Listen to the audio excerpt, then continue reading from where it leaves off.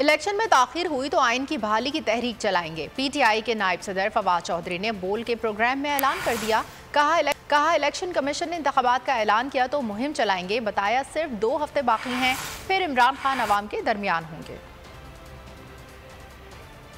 सबसे इम्पोर्टेंट जो है वो चीफ जस्टिस पाकिस्तान के हैं और उन्होंने कहा है कि इलेक्शन में के अलावा कोई हल नजर नहीं आता। और दूसरा उन्होंने कहा है कि इलेक्शन कमिश्नर ने उनके सामने कहा था कि नवंबर के बाद वो इलेक्शनों के लिए तैयार होंगे। तमाम पाकिस्तान की एग्जीक्यूटिव मशीनरी है, उसने आइन के तहत इलेक्शन कमीशन को इलेक्शन करवाने में अपनी मुआवनत जो है वो देनी है और अगर वो नहीं देते तो इसका मतलब ये है कि वो आइन की खिलाफ वर्जी के मर्तकब हो रहे हैं। इंशाल्लाह कल का दिन जो है उसमें फैसला जज साहब ने कहा है कि मैं कल करूंगा, तो अभी कल इंशाल्लाह ताला इसको अगर वो फैसला कर देते हैं तो यही एक बड़ा इंपॉर्टेंट डिसीजन होगा। और ये फैसले कराची, लाहौर, इस्लामाबाद, पेशावर, कोयटा यहाँ की आवाम ने करने हैं कि पाकिस्तान के ऊपर हुकूमत किसने करनी है। अगर हमें जो है वो इलेक्शन मिलने में ताखीर हुई तो फिर हमें आइन की बहाली की तहरीक चलानी पड़ेगी और अगर इलेक्शन मिलते हैं तो हमें इलेक्शन कैंपेन करना पड़ेगा। तो दोनों सूटों में